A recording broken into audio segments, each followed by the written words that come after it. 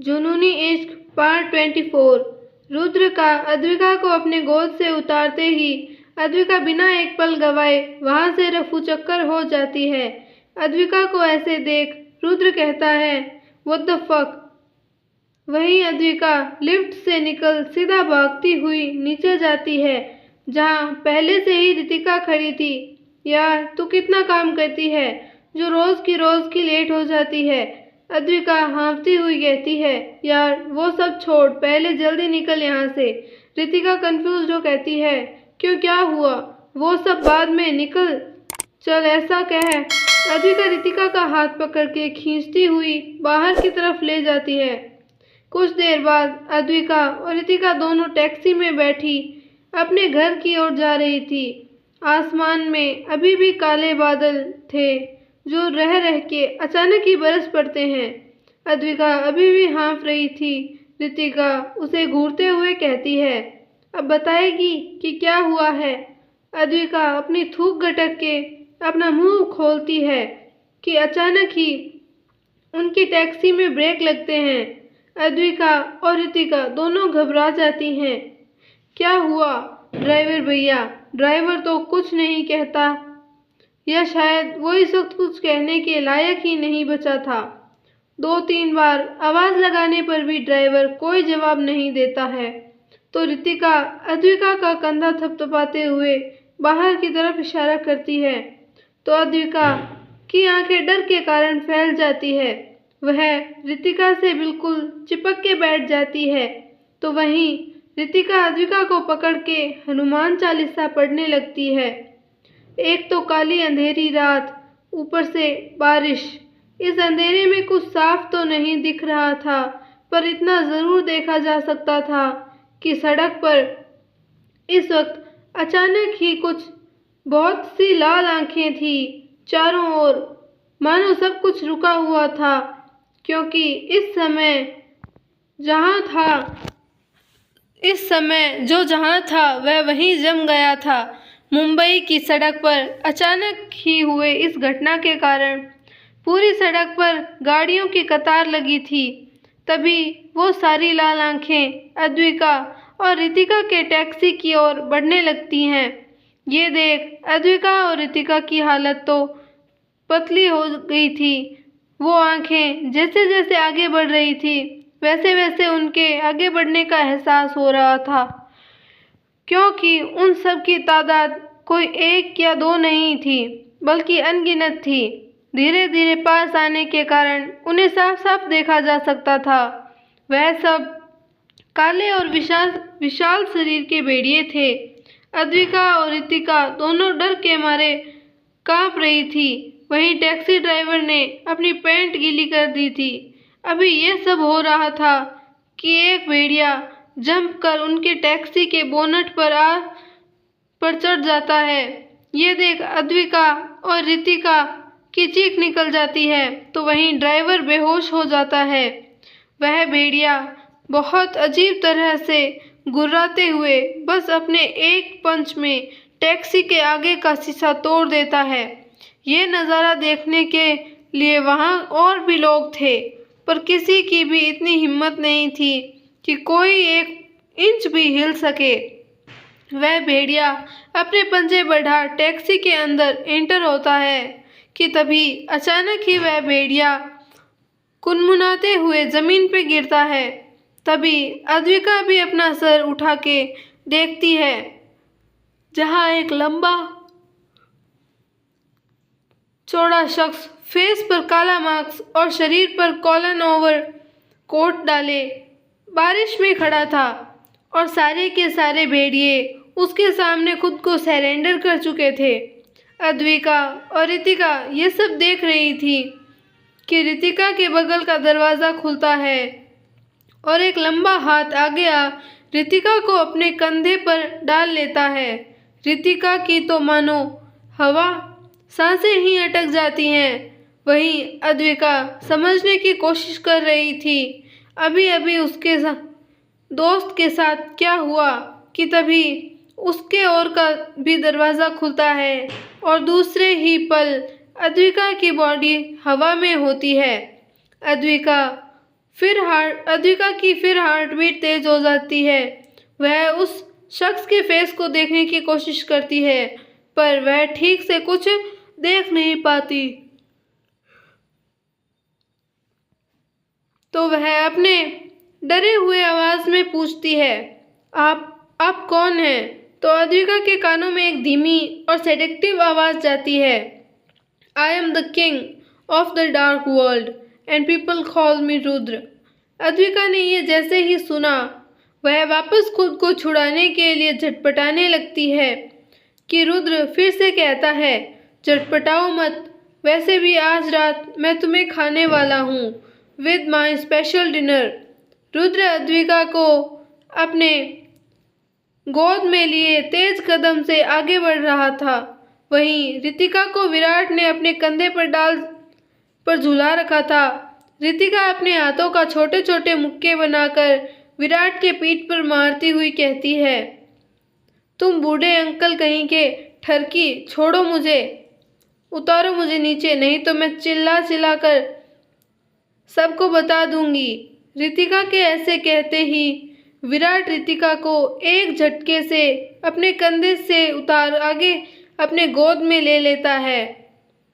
रितिका किसी भूत की तरह उसे घूरने लगती तो विराट अपने गोद में उसे रख एक बार ऊपर की ओर उछाल देता है और उस पे गुस्सा होते हुए कहता है, I am not your uncle, my name is Virat and I have told you this before.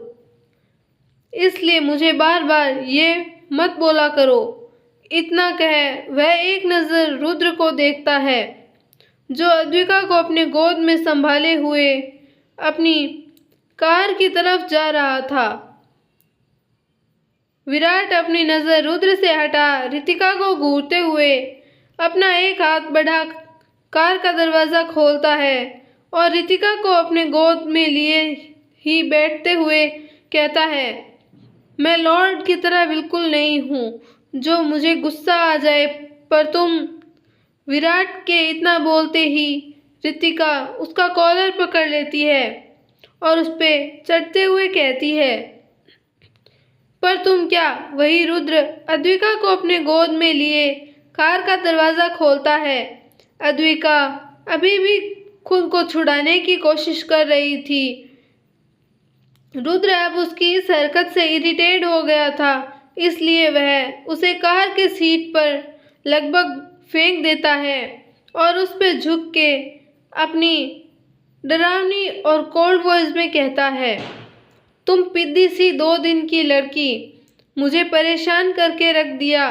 क्या तुम्हें मेरी एक भी बात समझ नहीं आती जो तुम ऐसी हरकतें करती रहती हो?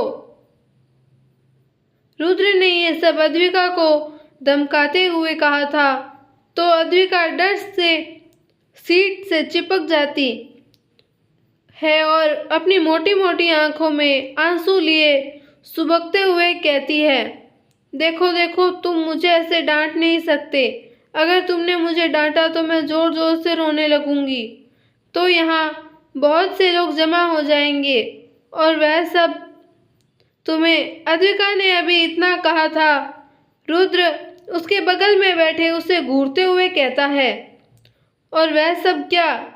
इतना कह वह अद्विका पे पूरी तरह झुक जाता और अपने होठों को उसके होठों से टच करते हुए कहता है, तुम्हें लगता है माय शुगर लिप्स कि कोई मेरा कुछ भी बिगाड़ सकता है और तुम्हें यकीन ना हो तो मैं तुम्हें याद दिया दूं कि अभी थोड़ी देर पहले कैसे वह सारे भेड़िए मेरे सामने सरेंडर हो गए। अद्विका कुछ नहीं कहती, वह बेचारी कहती भी क्या, क्योंकि रुद्र ने तो उसे कुछ बोलने के लायक ही नहीं छोड़ा था। वह ना ठीक से सांस ले पा रही थी, ना ही रुद्र को खुद से दूर कर पा रही थी कि तभी रुद्र की कोल्ड वॉइस उसके कान में पड़ती है, अगर तुम नहीं चाहती कि आज का डिनर मैं सड़क पर करूं, वह भी इतने सारे लोगों का, तो अब तुम चुपचाप बैठी रहोगी। वहीं दूसरी कार में विराट भी रितिका को अपने गोद में लिए चुपचाप बैठा था और रितिका अपने छोटे छोटे मुक्के बनाकर उसके सीनों पर मार रही थी। पर क्योंकि अभी रुद्र ने जो अद्विका को कहा था, ठीक वही बात विराट ने भी रितिका को कही थी, इसलिए रितिका उसके सीने पर मारे जा रही थी। तुम्हारी हिम्मत कैसे हुई मुझे ऐसा कुछ कहने की? वह ये कहते हुए खुद की ओर अपनी एक उंगली पॉइंट करती हुई कहती है, मुझे पिद्दी बोलने की?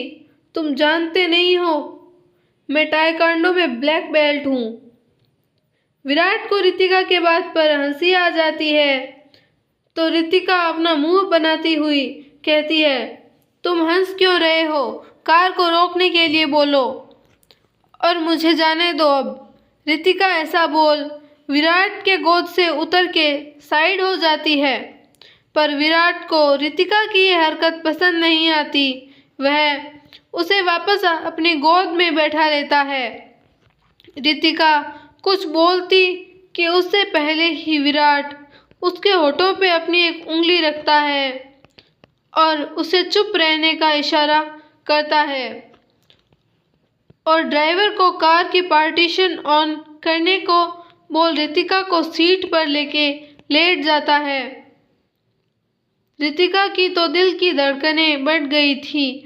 वह कुछ समझ या बोल पाती कि विराट अपने होठ उसके होठ पर रख उसे चूमने लगता है, तो वहीं रुद्र भी अद्विका के गुलाबी होठों को अपने एक उंगली से रब कर रहा था और अद्विका तरह तरह के मुंह बना रही थी। कार का पार्टीशन ऑन कब का ही ऑन कर दिया गया था।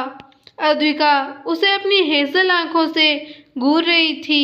वहीं रुद्र का चेहरा उस वक्त सख्त था हमेशा की तरह। तभी अचानक ही वह अद्विका के होठों को अपने कब्जे में लेके उसे चूमने लगता है और चूसने लगता है और ऐसी उनकी कार थोड़ी ही देर में रुद्र के डार्क मैंशन में पहुंच जाती है। विराट तो रितिका से अलग हो गया था, पर रुद्र अद्विका को छोड़ने के इरादे में नहीं था। वह उसे ऐसे ही चूमते हुए कार से निकलता है। अद्विका इस वक्त उसके गोद में नहीं थी, बस रुद्र उसे उसकी कमर से पकड़ रखा था। कार का दरवाज़ा खुला हुआ था। सारे सर्वेंट की हालत खराब हो रही थी ये नज़ारा देखकर कि उनके किंग ये कैसी हरकत कर रहे हैं। खून पीने वाला ड्रैकुला आज किसी के होठों का रस पी रहा था। ये बात हजम करने लायक नहीं थी। कुछ नौकर ने तो अपनी अपनी आंखों पे अपना हाथ रख लिया था, तो वहीं विराट भी रितिका को लेके कार से बाहर आ गया था। रितिका की नज़र जब रुद्र और अद्विका पर गई तो उसकी आंखें हैरानी से बड़ी बड़ी हो गई थी, तो वहीं रुद्र को सब कुछ पता होने के बावजूद भी कोई फर्क नहीं पड़ रहा था। वह अद्विका को अपने गोद में उठा सीधा मैंशन के अंदर चला जाता है। इस दौरान ना किस ब्रेक होता है और ना ही दिल की धड़कनें कम होती हैं। रुद्र के हाथ अद्विका के शरीर को हर ओर से छू रहे थे। वह उसे ऐसे ही अपने कमरे में ले गया और उसे बेड पर पटक अपने ओवरकोट को निकाल फेंकता है और फिर एक बार अद्विका को अपने बाहों में ले उसके पैरों को अपनी कमर से पे लपेट लेता। इस दौरान अद्विका खुद को छुड़ाने की कोशिश करती है, पर वह नाकाम रहती है। तभी रुद्र के हाथ अद्विका के शरीर से होते हुए उसके पैरों पे आ गए और इसी दौरान वह अद्विका के हील्स को निकाल देता है और फिर उसे ऐसे ही बालकनी में ले जाता है जहां बादल बारिश नहीं संगीत वर्षा कर रहे थे। रुद्र अद्विका को एक नज़र देखता है और उसे अपने गोद से उतार देता। उतरने के साथ ही अद्विका रुद्र पे बरस पड़ती है।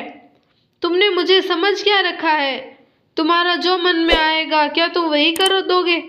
ये सब कहते हुए अद्विका का गला रूंध गया था। वह अपनी सांसों पे काबू करती हुई आगे कहती है, मैं कोई तुम्हारी बीवी नहीं हूँ। जो तुम जब चाहे जैसे चाहे छू लोगे। जिस पर रुद्र मुस्कुराते हुए कहता है, बेशक नहीं हो। जिसे सुन अद्विका के चेहरे का रंग और बदल जाता है। वह उस पे चिल्लाते हुए कहती है, तो तुमने मुझे क्या समझ रखा है, तुम्हारी मिस्ट्रेस? जिसे सुनने के बाद रुद्र के होठों के कोने मुड़ जाते हैं। वह अद्विका को ऑर्डर देते हुए कहता है, चलो मेरी शर्ट उतारो। अगर आपको हमारी स्टोरी पसंद आई हो तो वीडियो को लाइक, शेयर एंड चैनल को सब्सक्राइब करना ना भूलें और नोटिफिकेशंस को ऑल पर सेलेक्ट कर दें ताकि हमारी सारी वीडियोस की नोटिफिकेशंस आपको मिलती रहें। धन्यवाद।